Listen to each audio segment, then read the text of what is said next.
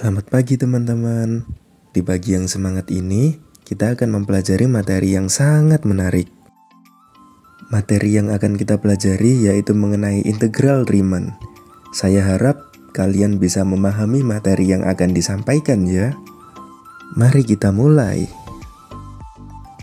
Pokok pembahasan kita adalah yang pertama yaitu mengenai apa itu jumlahan Riemann.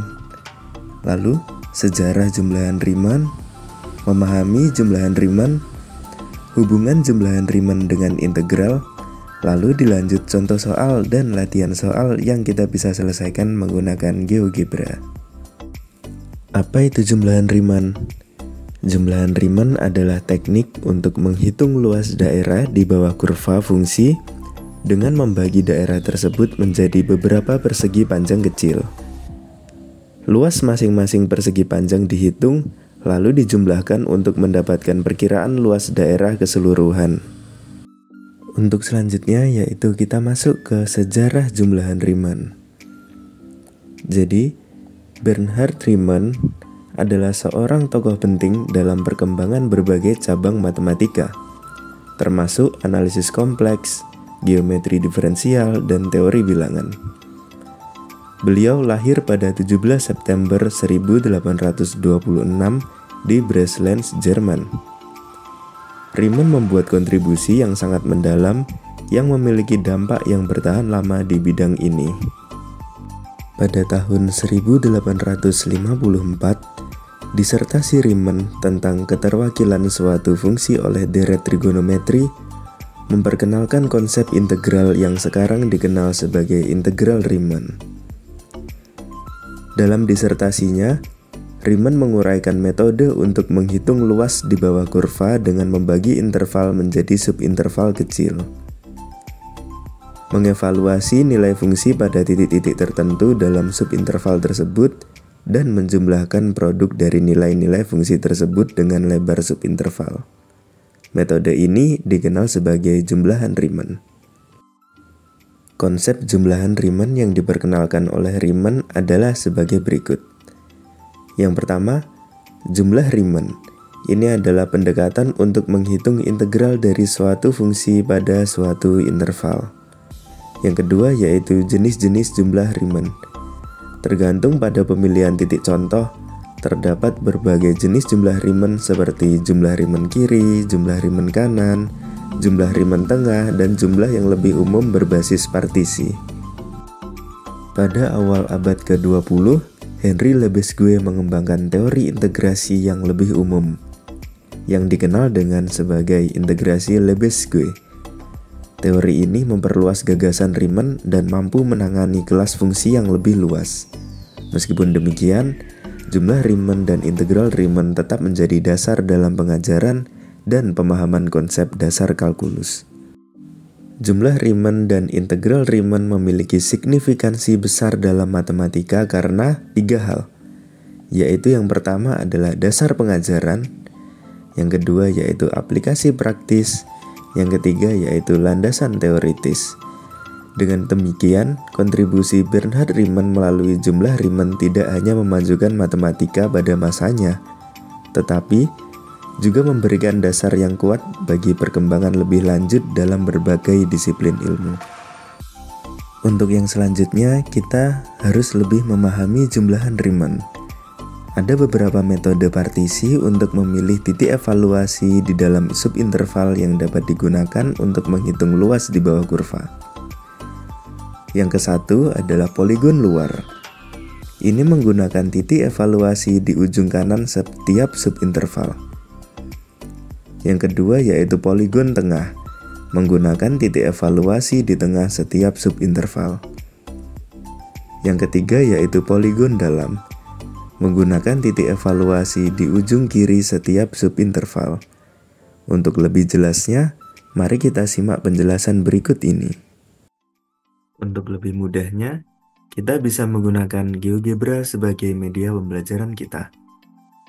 Di sini, saya memiliki fx sama dengan x kuadrat, lalu saya coba partisi sebanyak 4. Nah, di sini 4, lalu kita bisa melihat jika saya mengklik di sini poligon luar, Nah, di sini akan terlihat poligon luar adalah yang seperti ini.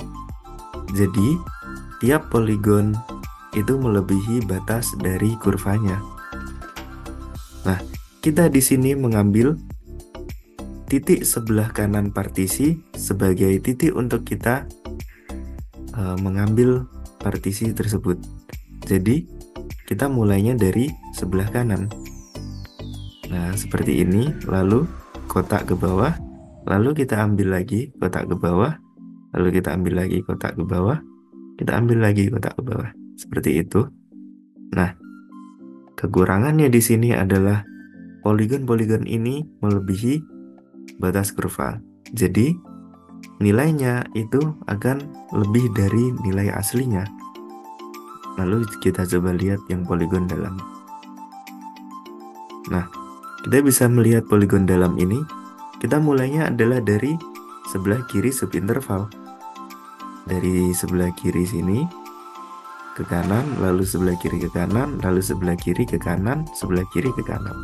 Nah, di sini kekurangannya adalah poligon-poligon ini tidak memenuhi luasan dari daerah di bawah kurva. Jadi apa akibatnya? Ya, jumlah luasan yang kita dapat ini kurang dari nilai aslinya, seperti itu. Nah, jika kita melihat di poligon tengah,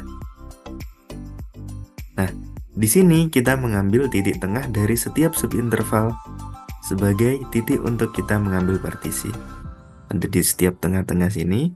Nah, di sini bisa kita lihat bahwa ada poligon yang di luar kurva, ada poligon juga, ada daerah dari luasan di bawah kurva yang tidak terpenuhi.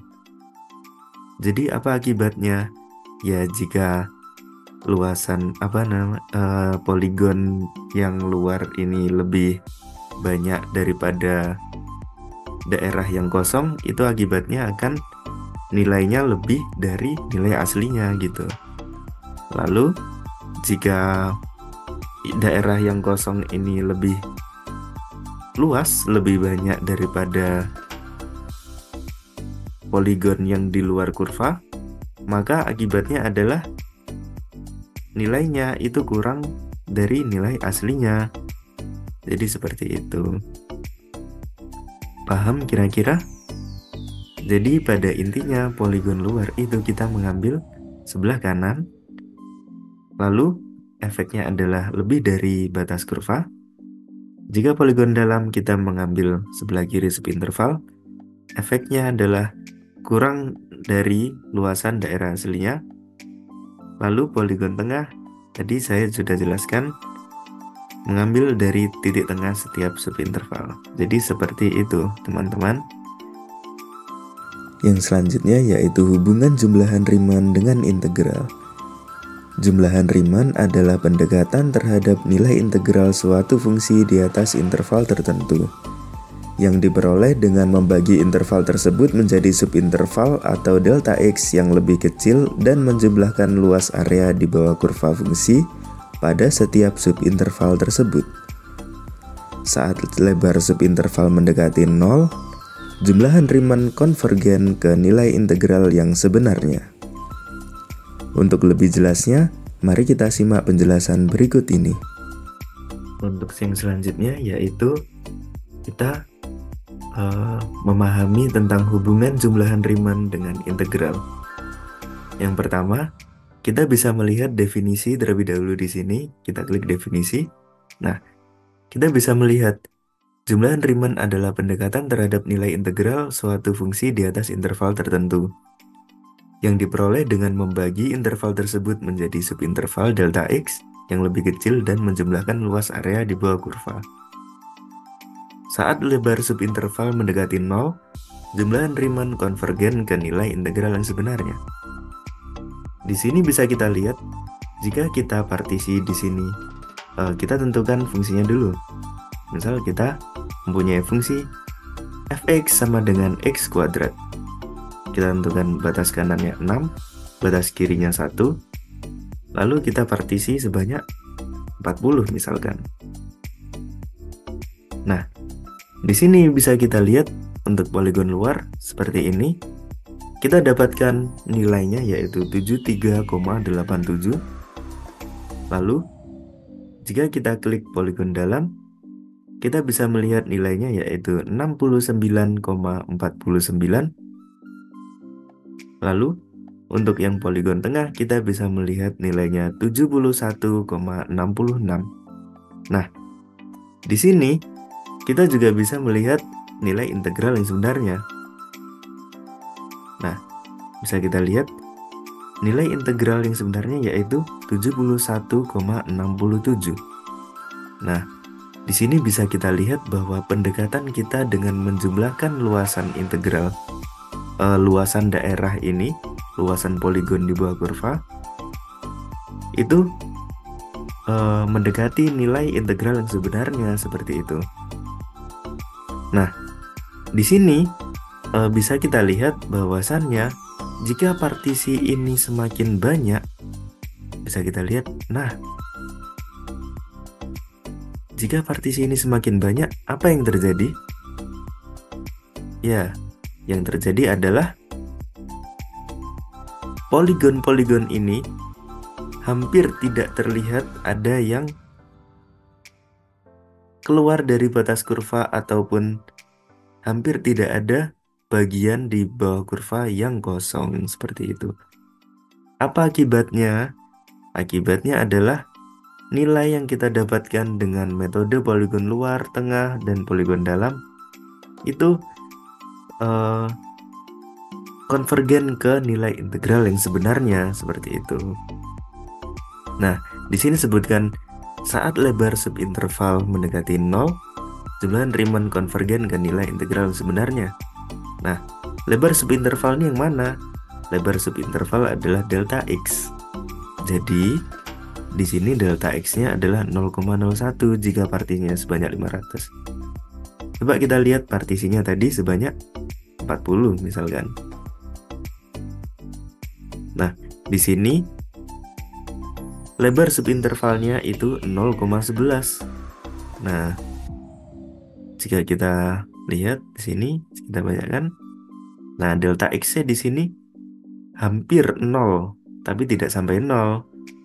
Nah, di sini kan hampir 0. Jadi, pendekatan kita melalui menjumlahkan poligon-poligon ini hampir sama dengan nilai integral yang sebenarnya gitu. Nah, kita bisa lihat rata-rata di sini. Nah, jika kita menjumlahkan poligon dalam dan jumlah poligon luar lalu kita bagi 2, itu juga sama seperti nilai integral yang sebenarnya seperti itu. Nah, hubungannya ada di situ. Jadi kesimpulannya, jika delta X itu mendekati 0, maka nilai jumlahan Riemann konvergen ke nilai integral yang sebenarnya. Seperti itu.